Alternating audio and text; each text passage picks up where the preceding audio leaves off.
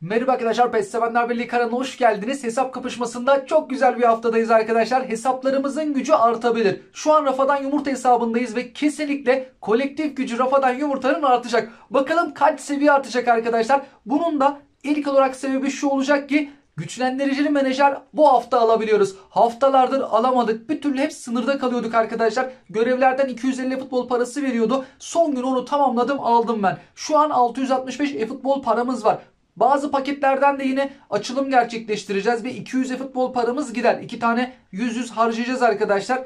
Hediye kutusunda alacağımız 50 futbol parası vardı minimum. Belki bir tane daha 50 çıkar mı? Çünkü 50 futbol paralık etkinliği oynamıştım ben. Çarşamba gününkünü almamıştım. O burada duruyor.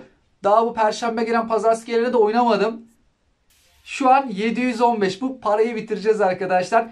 Tabi e-futbol parasını şu anki o iki etkinlikten alsak 100, önümüzdeki haftaya kadar bir 100 daha çıkar. Doğru, günlük girişlerden falan. Yine önümüzdeki hafta minimum 200 e-futbol paramız olur gibi. Bir de görevlerden de 50 alacağız. 200-250 civarında önümüzdeki hafta olacaktır. Görevlere geldiğimiz zaman ücretsiz açma hakları var. Hepsini almadım arkadaşlar. Zamanla bunları toplarız. Bir şansımızı deneyelim. Her iki hesapta da toplayabildiğim kadar yapmaya çalıştım. 18 tane ücretsiz açma hakkı var. Bu 2'yi geçelim ama 16 olan taraf bizler için önemli. Roma'dan açacağız arkadaşlar. Bir tane deneyeceğiz. Japon Ligi'nden denemeyiz. Player of the Week'ten ücretsizimiz var. Bu paketten deneyeceğiz. Turamlı paketten. Sonra Beckenbauer'dan 12. Biz bunları da açmamışız. Bunlar çok işimize yaramıyor ama 3 tane de açarız. Adaylı sözleşmeye de bizde Rüdiger yoksa Rüdiger'i alabiliriz. En yüksek seviyeli ismi alabiliriz.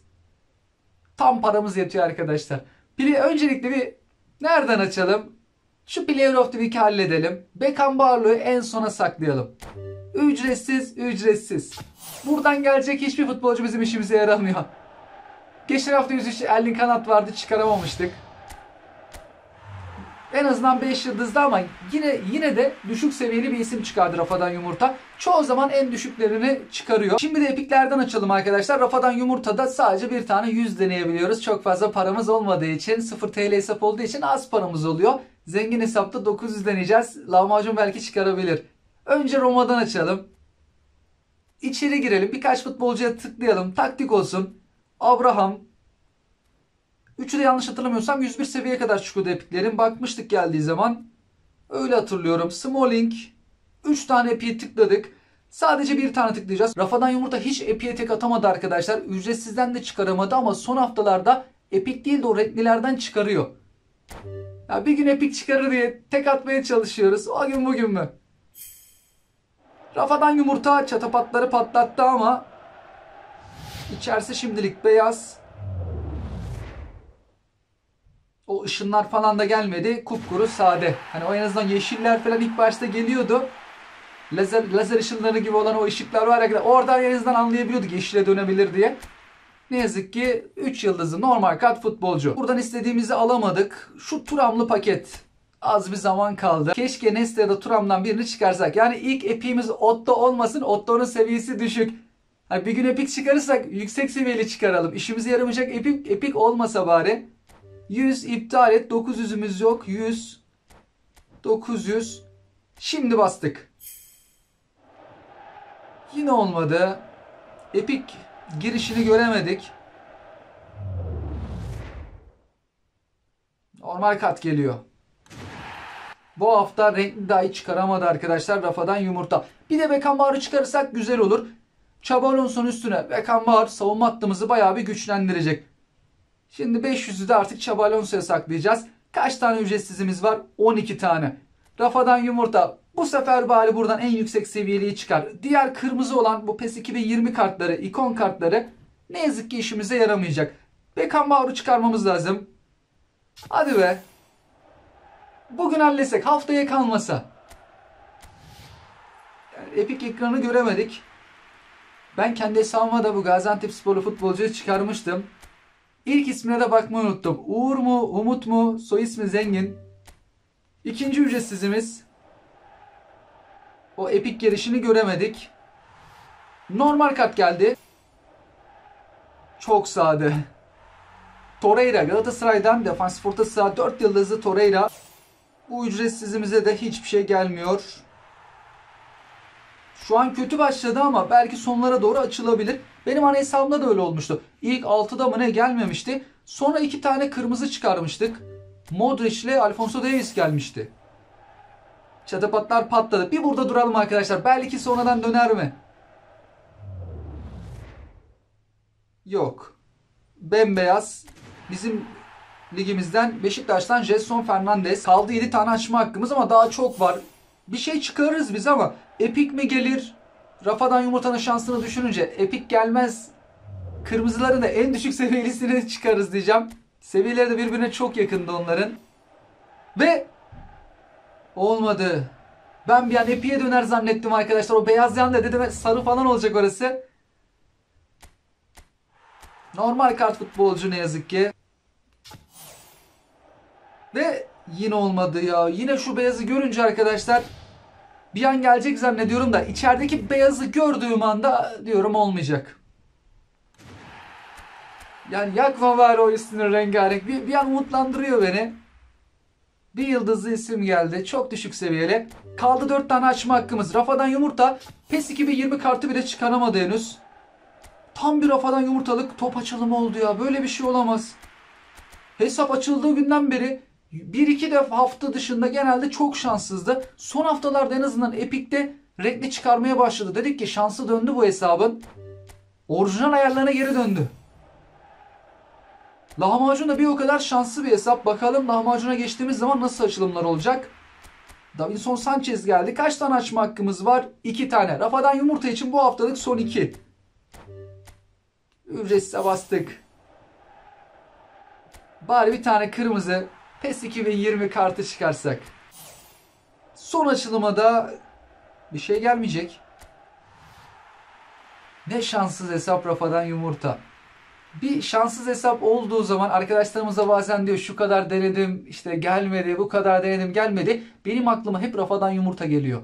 Diyorum herhalde arkadaşımızın hesabı da aynı Rafadan yumurta gibi bir hesap. Böyle şanssız bir hesap olduğunda, paket açılımları kötü olduğunda artık benim aklıma hep Rafadan yumurta gelecek. Bir tane adaylı sözleşmeye futbolcu alabiliyoruz arkadaşlar. Eğer Rüdiger'imiz yoksa Rüdiger alabiliriz. Bir pozisyona göre sıralayalım. Stoperlerimize bakalım. Elimizde varsa boşu yoktur bence. Rafadan da pek Rüdiger'in olacağını zannetmiyorum ben. Aa varmış. Player of the Week'ten zaman Rüdiger hediye edilmişti arkadaşlar. Normalde çıkaramaz da doğru hediye edilmişti. O yüzden Rüdiger'i almayalım. Kaç tane adaylı sözleşmemizin süresi de olacak? 5 yıldızlar. Bir tanesi 21 Mayıs'ta doluyor. Diğeri 18 Haziran'da.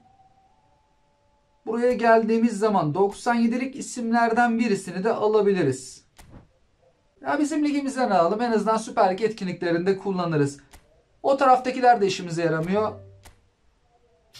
Çok fazla da eklenmiyor. 3 tane adaylı sözleşmemizin 2 tanesini burada kullanalım. 4 yıldızlarımızı da kullanalım. Çünkü yeni maç, şu anki maç biletinin belki kilitlerini de açabilirim arkadaşlar. Hazır indirimde ya %50.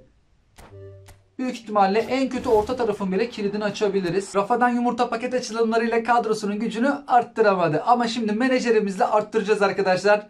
Uzun süredir bu anı bekliyordum. 47 gün daha süresi varmış. Şimdi 500'de alalım. Sadece Xabi Alonso'yu alabiliriz. Yeni bir oyun planı listesi oluşturalım.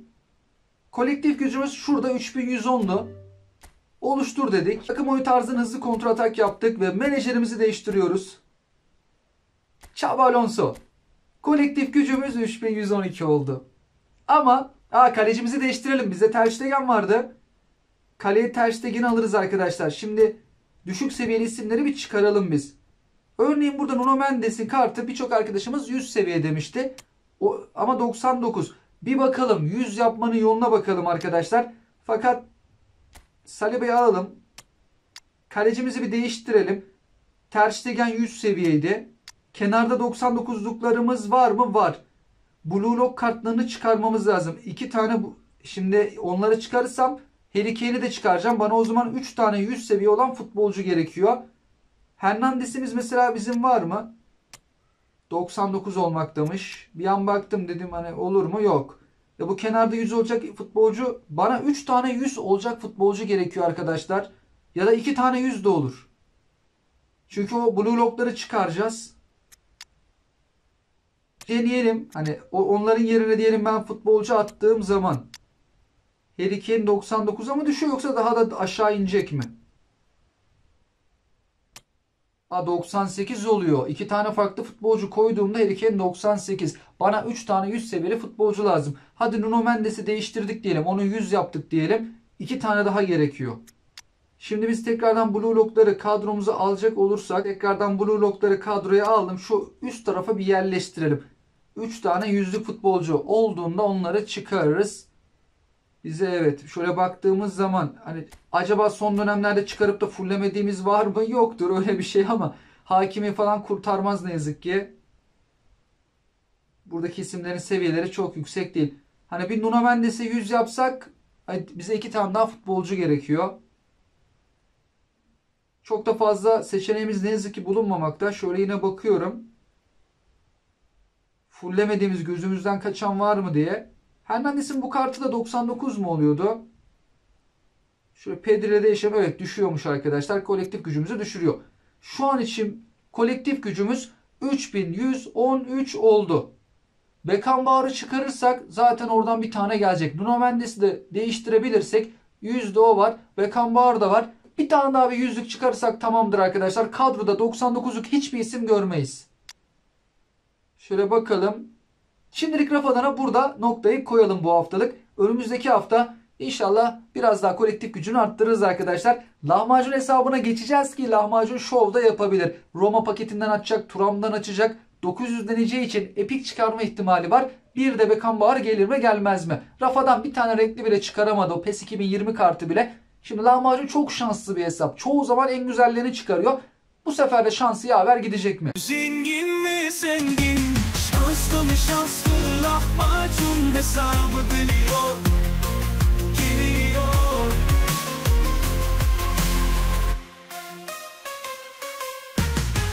Zengin hesabımız lahmacuna giriş yaptık arkadaşlar. Oyun planı dediğimizde bizim ama maksimum kolektif gücümüz bu değildi. Etkinliklerde etkinliğe göre kadro oluşturmuştum. Ondan dolayı değişmiş.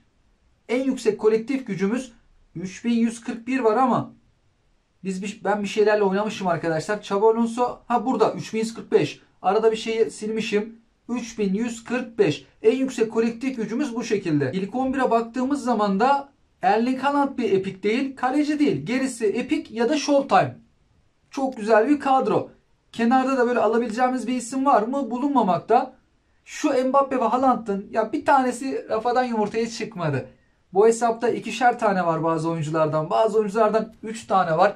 Lahmacun çoğu zaman tek attı. Çok şanslı bir hesap. Bakalım bugün de şansı devam edebilecek mi? 41 tane hediye kutusunda alacağımız var. Tümünü al diyelim. Ve Beckenbauer paketten buradan topladık. Burada aslında daha fazla toplamışım demek ki. Öncelikle şunu merak ediyorum arkadaşlar. O bedava epik paketten açılımı ilk başta bir yapalım. Rafadan Yumurta'da ben çok umutluydum. Ya en azından bir şey çıkarır diye. Hadi epik olmadı. Bakalım lahmacun çıkarabilecek mi? Neredeydi? Evet burada. Ama burada daha fazla bir açılım hakkımız var. 19. Orada o kadar değil de. Görelim bakalım lahmacun kaçıncıda çıkaracak. Çıkarabilirse. Tek atmaz herhalde. Ücretsiz. Bir de tek atıyormuş. Yok olmadı. Çatapatlar patladı ama PES 2020 kartı gelir mi? Yok gelmeyecek. Beyaz. Beyazdan dönmeyecek. Normal. Lahmacun da standart kartla başladı ve bir yıldızlı futbolcu. Çok düşük seviyeli nazar değdirdim arkadaşlar hesaba.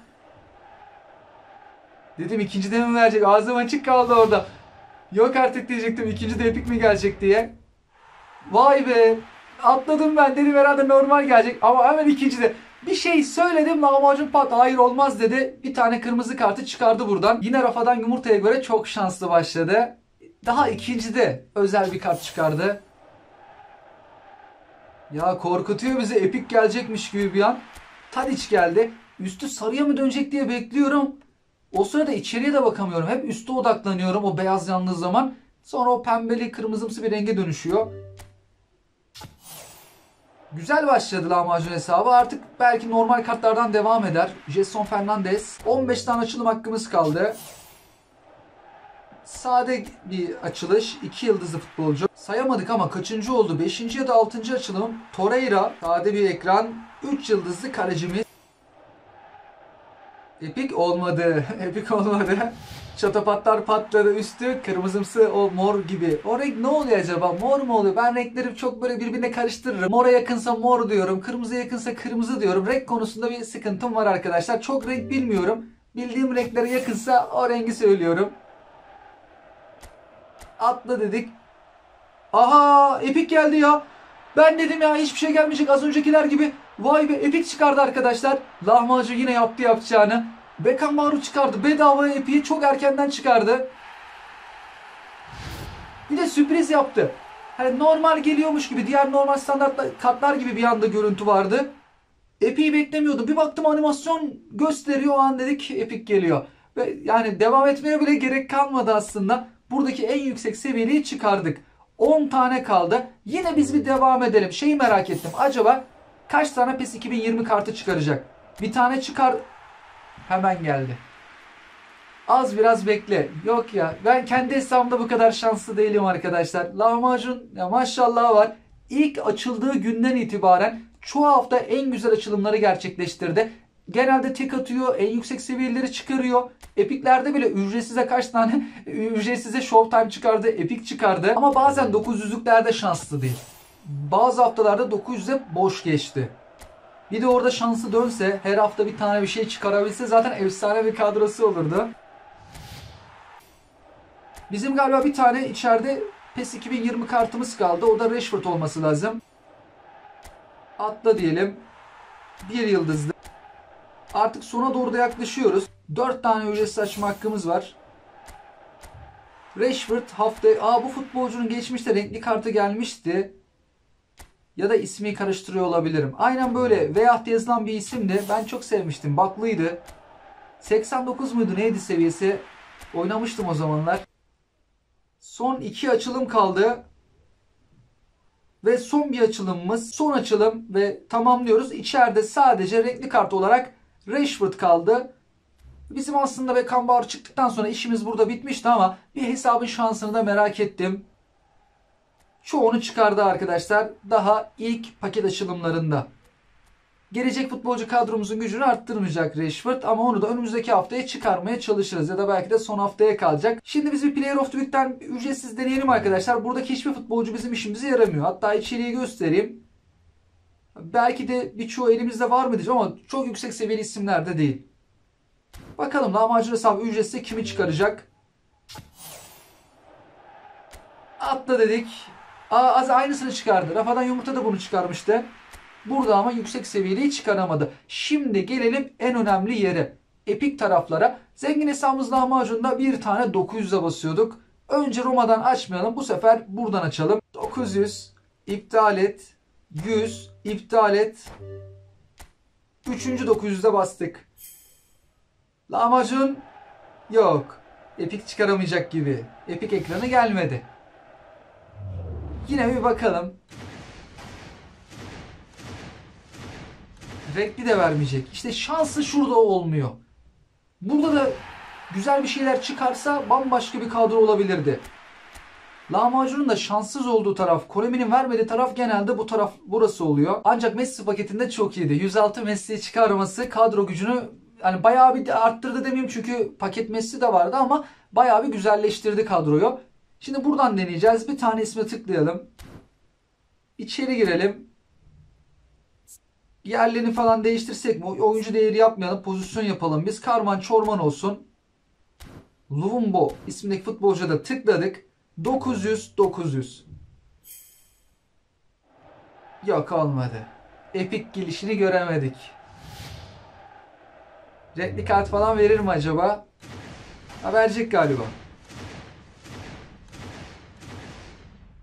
Ama epikler, yani renkliler de hiçbir işimize yaramıyor arkadaşlar. En yükseği 99'du. Bir tane mi gelecek acaba renkli? Bakalım. Roma takımından 2 tane geldi. Zaten doğru, hepsi Roma'nın oyuncularıydı. Ama işimize yaramıyor ne yazık ki. Epic çıkarmak çok isterdik. Olmadı. Fakat Beckenbauer kadro gücümüzü birazcık arttıracak. Costa Curta'yı da geçen hafta galiba çıkarmıştık. Costa Curta'mız eksikti. Onu tamamlamıştık. Yüzlüklerden şimdi birini çıkaracağız arkadaşlar. Oraya Beckenbauer ekleyeceğiz. Hemen biz bir alalım. Alınma sırası. Lahmacun bu haftayı boş geçmedi. Kolektif gücünü arttırdı. Hani Rafa'dan da arttırdı ama Lahmacun farkın o azıcık da kapanmasına izin vermedi. Nerede? Şurada. Öncelikle bir kilitleyelim arkadaşlar. Yanlışlıkla silinme durumu olmasın. Seviye antrenmanı diyelim. 86.000 antrenör puanı bastık. Otomatik dağıt dediğimizde bu şekilde dağıttı. Herhangi bir kaleciliğe basmadı. Beckenbauer'u kadromuza alsak 3145, 3148, 3 seviye arttırıyor. Güçlendiricisiz bir futbolcuyla değiştireceğim arkadaşlar. Olur da bu güçlendiriciler önümüzdeki hafta A formunda falan gelir. Liglerine bitmesine az bir zaman kaldı ama yine de önümüzdeki hafta bir tık güçlü olur. Pedri ile değiştirdik. Şimdi savunmaya da şöyle çekelim. 3148. Kadro efsane oldu ama. Erling Haaland ve kalecinin yerine de Epic ya da Showtime böyle değişik özel kart çıkarırsak daha da güzel olacak. Hafta her iki hesabımızda kolektif gücünü arttırdı ama rafadan yumurta tabi stoper Epic Beckenbauer'u çıkardığı zaman o da en azından kadro gücünü belki önümüzdeki hafta da arttırabilir. Fakat lahmacunun da şansı böyle devam ederse farklı epikler de çıkarmaya devam edebilir. Sizler de bu kapışmayla alakalı yorumlarınızı, görüşlerinizi bizlerle paylaşabilirsiniz. Ama biz rafadan yumurtada o 99'lukları değiştirmemiz gerekiyor arkadaşlar. Güzel de paket açılımları olursa Nuno Mendes'i de değişik fullleyip onu da 100'e çıkarıp nasıl olsa Xabi Alonso'yu da aldık.